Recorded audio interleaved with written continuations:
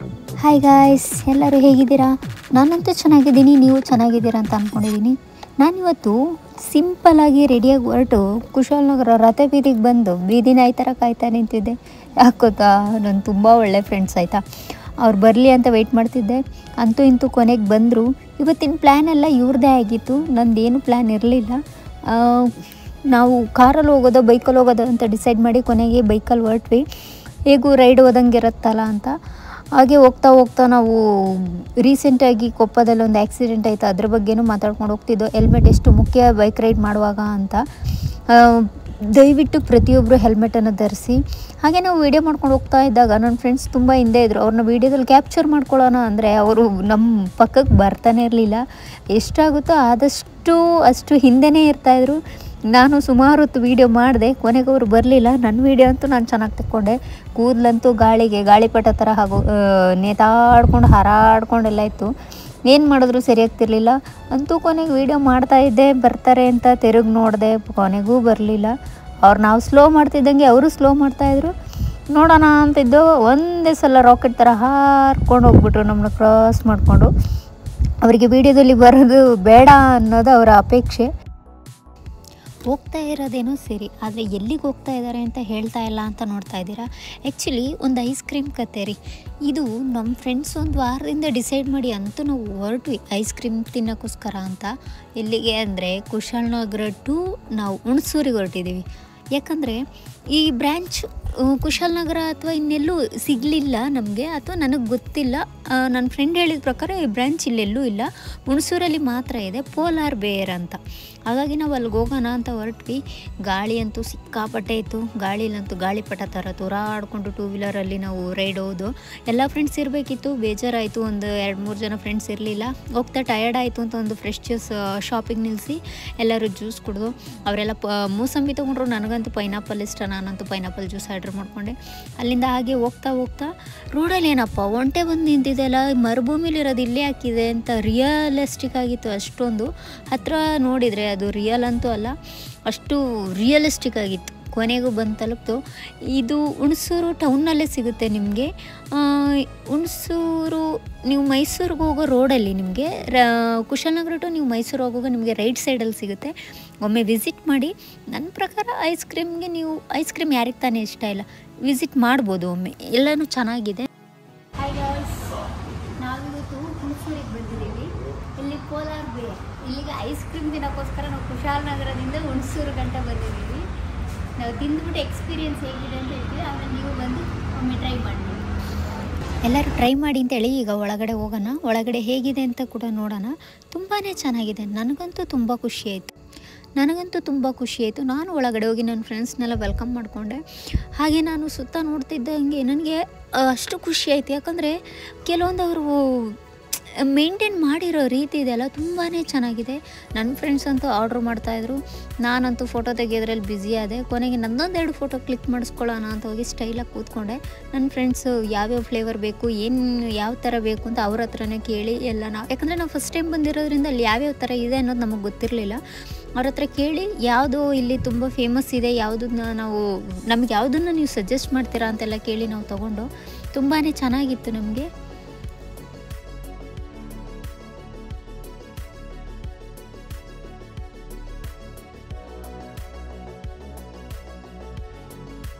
ನಮ್ಮ ಹುಣಸೂರಿನ ಸ್ನೇಹಿತರು ಯಾರಾದರೂ ಇದ್ದರೆ, ನೀವು ಅಕಸ್ಮಾತ್ ಇಲ್ಲಿಗೆ ಏನಾದ್ರು ವಿಸಿಟ್ ಮಾಡಿದರೆ, ನನಗೆ ಆ ವೆಜಿಟೇರಿಯನ್ ಅನ್ನೋದ್ರದ್ದು ವೆಜ್ ಆ್ಯಂಡ್ ನಾನ್ ವೆಜ್ ಅದ್ರ ಬಗ್ಗೆ ನನಗಷ್ಟು ಗೊತ್ತಿಲ್ಲ.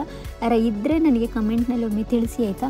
ಆದರೆ ಯಾರು ಬೇಕಾದ್ರೆ ಇಲ್ಲಿ ವಿಸಿಟ್ ಮಾಡ್ಬೋದು, ರೀಸನೇಬಲ್ ಇದೆ. ಬೇರೆ ಕಡೆ ಹೋಲಿಸಿದರೆ ನಮಗೇನು ಅಷ್ಟು ದೊಡ್ಡ ಬಿಲ್ ಆಗಲಿಲ್ಲ. ಬಟ್ ಕೆಲವೊಂದು ಐಟಮು ಪರವಾಗಿಲ್ಲ, ಓಕೆ ಕೊಡ್ಬೋದು ಅಂತ ಅನಿಸುತ್ತೆ. ಯಾಕಂದರೆ ಟೇಸ್ಟ್ ಕೂಡ ಅಷ್ಟೇ ಚೆನ್ನಾಗಿದೆ, ಏನೂ ಪ್ರಾಬ್ಲಮ್ ಇಲ್ಲ. ನಮಗಂತೂ ಖುಷಿಯಾಯಿತು.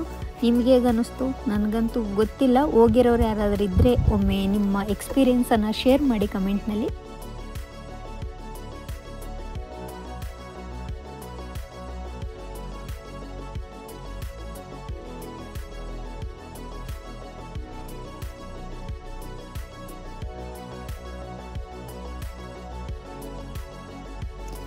ಎಷ್ಟು ನೀಟಾಗಿದೆ ಅಂದರೆ ಅಷ್ಟು ಚೆನ್ನಾಗಿದೆ. ಕೆಲವೊಂದು ಕೂತ್ಕೊಳ್ಳೋ ವ್ಯವಸ್ಥೆ ಇರ್ಬೋದು. ಆಮೇಲೆ ಆಮೇಲೆ ಇಲ್ಲಿ ಸೆಲ್ಫ್ ಸರ್ವಿಸ್ ಇರುತ್ತೆ. ಸೇಮ್ ಎಲ್ಲ ಕೆಫೆಗಳ ಹಣೆ ಬರೋನು ಅಷ್ಟೇ, ಸೆಲ್ಫ್ ಸರ್ವಿಸು, ಯಾರು ನಮಗೆ ಟೇಬಲ್ ಸರ್ವಿಸ್ ಕೊಡೋದಿಲ್ಲ. ಇವೆಲ್ಲ ಕಂಪ್ಲೀಟ್ ಪ್ಯೂರ್ ವೆಜಿಟೇರಿಯನ್ ಅಂತ ಹಾಕಿದ್ರು. ನನಗೆ ಐಸ್ ಕ್ರೀಮಲ್ಲಿ ವೆಜಿಟೇರಿಯನ್ ಅಥವಾ ನಾನ್ ವೆಜಿಟೇರಿಯನ್ ಇದ್ರ ಬಗ್ಗೆ ನನಗೆ ಗೊತ್ತಿಲ್ಲ. ನಿಮ್ಗೆ ಯಾರಿಗಾದ್ರೂ ಗೊತ್ತಿದ್ದರೆ ಕಮೆಂಟ್ನಲ್ಲಿ ಒಮ್ಮೆ ತಿಳಿಸಿ ಆಯಿತಾ. ನನಗೆ ಅದ್ರ ಬಗ್ಗೆ ಅಷ್ಟು ಐಡಿಯಾ ಇಲ್ಲ. ತುಂಬ ಚೆನ್ನಾಗಿ ಕ್ಲೀನ್ ಆ್ಯಂಡ್ ಕ್ಲಿಯರ್ ಆಗಿತ್ತು. ಯಾವುದೇ ಒಂದು ಐಟಮ್ ಆದರೂ ಕೂಡ ಕಣ್ಣಿಗೆ ಕಾಣೋ ಹಾಗೆ ಕ್ಲೀನ್ ಆ್ಯಂಡ್ ಕ್ಲಿಯರ್ ಆಗಿಟ್ಟಿದ್ರು.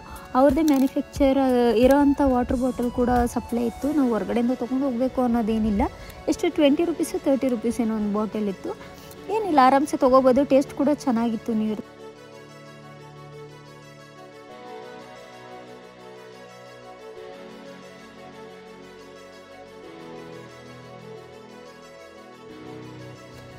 ಕೊನೆಗೂ ನಾವು ಆರ್ಡ್ರ್ ಮಾಡಿದ್ದಂಥ ಐಸ್ ಕ್ರೀಮ್ ಬಂತು.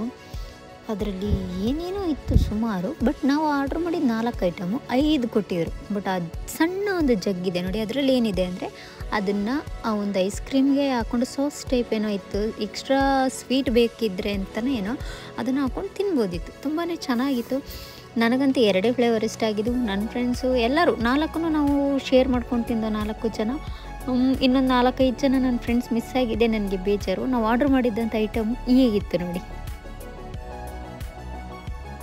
ನೋಡ್ತಿದ್ರೆ ಬಾಯಲ್ಲೆಲ್ಲ ನೀರು ಬರುತ್ತಲ್ಲ. ಹಾಗಿದ್ರೆ ಒಂದ್ಸಲ ವಿಸಿಟ್ ಮಾಡಿ. ಅಥವಾ ನಿಮಗೆ ಯಾವ್ದಾದ್ರು ಈ ರೀತಿ ಸ್ಪೆಷಲ್ ಅನಿಸೋದು ಅಥವಾ ಯಾವ್ದಾದ್ರು ಕೆಲವೊಂದು ಒಳ್ಳೆ ಜಾಗಗಳು ನೀವು ವಿಸಿಟ್ ಮಾಡಿರೋಂಥ ಪ್ಲೇಸ್ಗಳು ಯಾವ್ದಾರು ಇದ್ದರೆ ನಮಗೆ ಸಜೆಸ್ಟ್ ಮಾಡಿ. ನಾವು ಫ್ರೀ ಇದ್ದಾಗ ನಮ್ಮ ಫ್ರೆಂಡ್ಸ್ ಜೊತೆ ವಿಸಿಟ್ ಮಾಡ್ತೀವಿ. ಯಾಕಂದರೆ ಫ್ರೆಂಡ್ಸು ಆಮೇಲೆ ಟ್ರಿಪ್ಪು ಎರಡೂ ಒಂದು ಏಜ್ ಇದ್ದಾಗಲೇ ನಾವು ಎರಡನ್ನೂ ಮ್ಯಾನೇಜ್ ಮಾಡ್ಕೊಂಡು ಹೋಗಬೇಕು.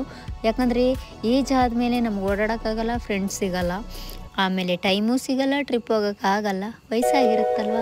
ಹಾಗಾಗಿ ಈಗಲೇ ಟ್ರಿಪ್ಪಿಗೆ ಹೋಗೋಣ, ಫ್ರೆಂಡ್ಸ್ ಜೊತೆ ಟೈಮ್ ಸ್ಪೆಂಡ್ ಮಾಡೋಣ. ಎಲ್ಲರೂ ಹೇಳ್ತಾರೆ ವಯಸ್ಸಿದ್ದಾಗಲೇ ಟ್ರಿಪ್ ಮಾಡಿ, ವಯಸ್ಸಿದ್ದಾಗಲೇ ಓಡಾಡಿ ಅಂತ. ನಾವೇನು 70, 80, 90 ವರ್ಷ 100 ವರ್ಷ ಅಂತೂ ಬದುಕಲ್ಲ ಸ್ವಾಮಿ. ಈಗಿನ ಜನ್ರೇಷನ್ ಎಲ್ಲ 50 ದಾಟೋದೇ ದೊಡ್ಡ ವಿಶೇಷ. ಅಲ್ಲಿಂದ ನಾವು ಹೀಗೆ ಐಸ್ ಕ್ರೀಮ್ ನೀಟಾಗಿತ್ತು, ಸಮಾಧಾನ. ಅಲ್ಲಿಂದ ಬೇರೆ ಯಾವ್ದಾದ್ರು ಪ್ಲೇಸಿಗೆ ಟೇಸ್ಟ್ ಹೇಗಿರುತ್ತೆ ಟೇಸ್ಟ್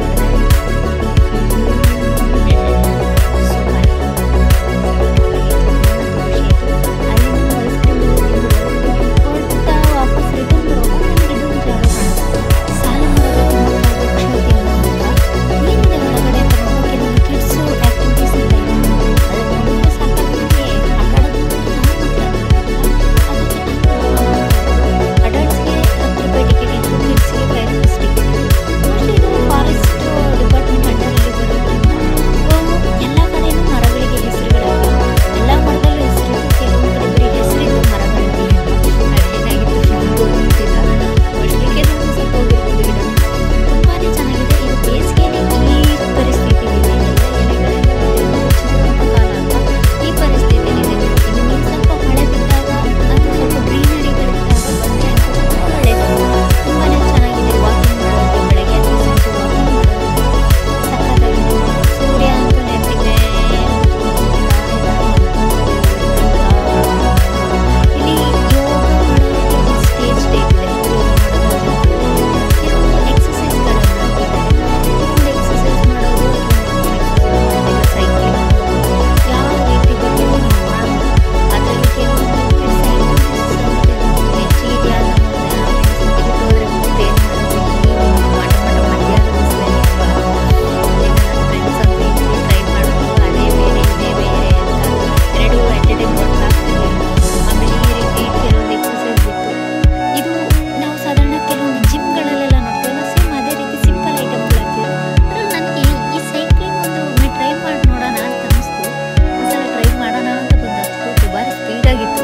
ಆದರೆ ಮುಂದಕ್ಕಂತೂ ಹೋಗ್ತಿರ್ಲಿಲ್ಲ, ತುಂಬ ಸ್ಪೀಡಾಗಿತ್ತು. ನೋಡೋಣ ಅಂತ ಒಂದಷ್ಟು ಪೆಡಲ್ ಮಾಡಿದೆ. ಅಷ್ಟರಲ್ಲಿ ನನ್ನ ಫ್ರೆಂಡ್ಸ್ ಹೋಗಿ ಬೇರೆ ಏನೋ ಗೇಮ್ಸ್ ಮೇಲೆ ಹೋಗ್ತಿದ್ರು. ನಾನು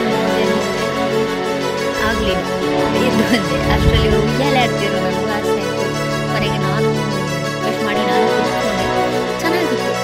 ನನ್ನ ಎಕ್ಸ್ಪೀರಿಯನ್ಸ್ ಅಂತೂ ಸೂಪರ್. ಯಾಕಂದರೆ ನಾವು ಆ್ಯಕ್ಚುಲಿ ಕೋಲಾರ ಬೇರೆ ಹೋಗಬೇಕು ಅನ್ನೋ ಒಂದೇ ಒಂದು ಪ್ಲೇಸ್ ನಾವು ಇಟ್ಕೊಂಡಿದ್ದೀವಿ.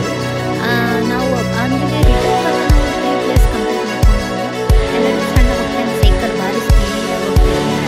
ಗೊತ್ತಿರೋ ಜಾಗ ನಿಂತಲ್ಲೇ ನಿಂತಿರುತ್ತೆ. ಈ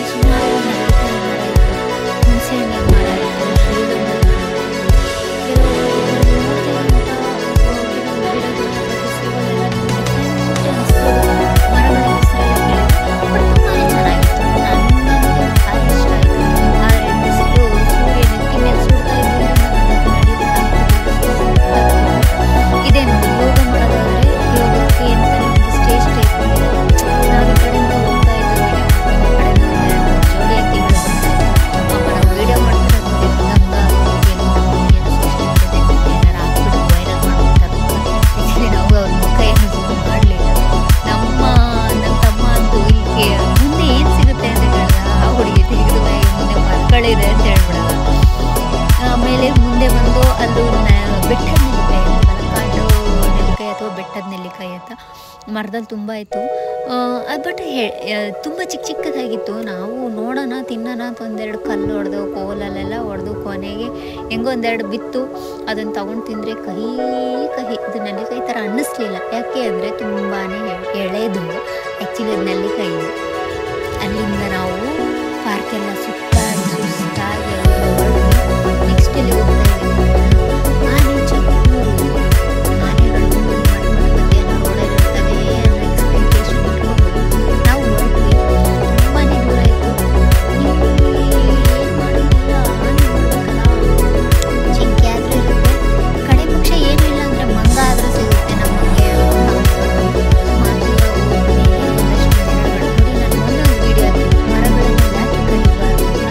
ಹೋಗ್ತಾ ಹೋಗ್ತಾ ನಮ್ಗೆ ಎಷ್ಟು ನೆರಳು ಕೊಡ್ತಾ ಇದೆ, ಸುಡೋನೆ ತಿಂಗಳು ಸುಡೋ ಬಸ್ತಾ ಇದೆ, ನಮಗೆ ನೆರಳು ಕೊಡುತ್ತೆ.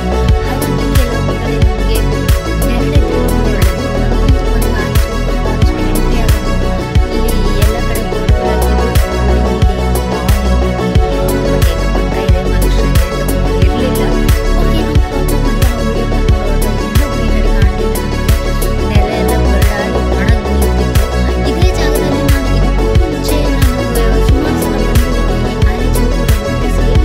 ಆದರೆ ನಾನು ಬಂದ ಟೈಮಲ್ಲೆಲ್ಲ ಸ್ವಲ್ಪ ಜಿಟಿ ಮಳೆ, ಸ್ವಲ್ಪ ಮಳೆಗಾಲ ಇದೆ ಅಂತ ಆ ಟೈಮಲ್ಲಿ ನಾನು ಬಂದಿರೋದು ಇಲ್ಲಿ ತುಂಬಾ ಗ್ರೀನರಿ ಇರುತ್ತೆ. ಆಮೇಲೆ ಇಲ್ಲಿ ನಾನು ಬಂದಂಥ ಟೈಮಲ್ಲಿ ನನಗೆ ತುಂಬಾ ಜಿಂಕೆಗಳೆಲ್ಲ ನೋಡಲಿಕ್ಕೆ ಸಿಗ್ತಾ ಇತ್ತು. ಜಿಂಕೆಗಳು ನಮ್ಮ ಮನೆ ಅಕ್ಕಪಕ್ಕ ಸಣ್ಣ ಸಣ್ಣ ಗುಂಡಗಳಲ್ಲಿ ಅಲ್ಲಿ ನೀರು ಕುಡಿಲಿಕ್ಕೆ ಅಂತ ಬರ್ತಾ ಇತ್ತು. ನಾವು ಎಲ್ಲರೂ ಕಾಣ್ತೀವಿ, ಎಲ್ಲೂ ಕಾಣಲಿಲ್ಲ. ಅಲ್ಲಿ ಮುಂದೆ ಹೋಗ್ತಾ ಹೋಗ್ತಾ ನಮ್ಮದು ರೋಡ್ ಸೈಡಲ್ಲಿ ಒಂದೆರಡು ಮಂಗಗಳು ಮಾತ್ರ ಕಾಣ್ತೀವಿ. ನಮಗೂ ಡೌನ್ ಆಯಿತು. ಡೌನಲ್ಲಿ ಹೋಗುವಾಗೆಲ್ಲ ಹಂಸಿಗಳು ಅಲ್ಲಿ ಮಾತ್ರ ಒಂದೆರಡು ಮಂಗಗಳಿವೆ. ಹಾಗೆ ಮುಂದೆ ಬರ್ತಾ ಎಲ್ಲ ಕಡೆ ಹುಡುಕಿದ್ರು ಬಟ್ ಎಲ್ಲೂ ನಮಗೆ ಸಿಗಲಿಲ್ಲ. ಅಲ್ಲಿಂದ ಮುಂದೆ ಬರ್ತಾ ಇದ್ದಂಗೆ ಒಂದು ಟೆಂಪಲ್, ಹಳೆ ದೇವಸ್ಥಾನ ಥರ ಇರೋಂಥ ಜಾಗ. ಈ ಜಾಗದಲ್ಲಿ ಯಾವಾಗಲೂ ಜಿಂಕೆಗಳು ನೀರು ಕುಡಿಲಿಕ್ಕೆ ಬರ್ತಾ ಇತ್ತು.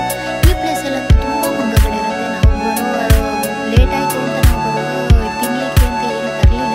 ಅಕಸ್ಮಾತ್ ನೆಕ್ಸ್ಟ್ ನೀವೇನಾರು ಈ ಕಡೆ ಬರೋದು ಅಂತ ಇರೋ ನಾನು ತುಂಬ ಬೇಜಾನ್ ಹಸುವಿನಿಂದ ಬಿದ್ದಿರುತ್ತೆ. ಫಾರೆಸ್ಟ್ ಗಾರ್ಡ ಯಾರೋ ಮಂಗಗಳನ್ನ ತೋರಿಸ್ಕೊಂಡು ಹೋಗೋಕ್ಕೆ ನೀರೆಲ್ಲ ಕೊಡ್ತಾರೆ. ನೋಡಿ, ನೀವು ಬರುವಾಗ ತಿನ್ನಕ್ಕೆ ಹಾಗೆ ನಾವು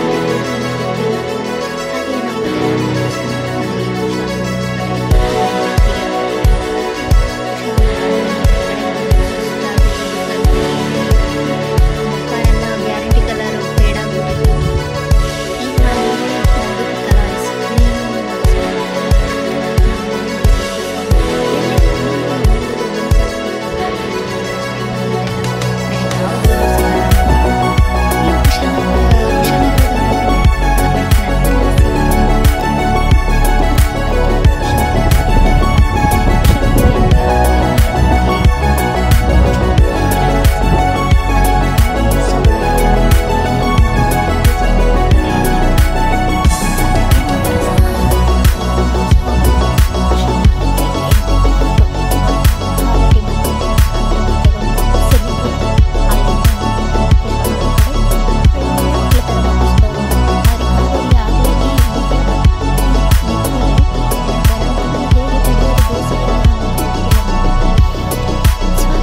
ಸುಸ್ವಾಗತ, ಕುಶಾಲನಗರಕ್ಕೆ ಸುಸ್ವಾಗತ.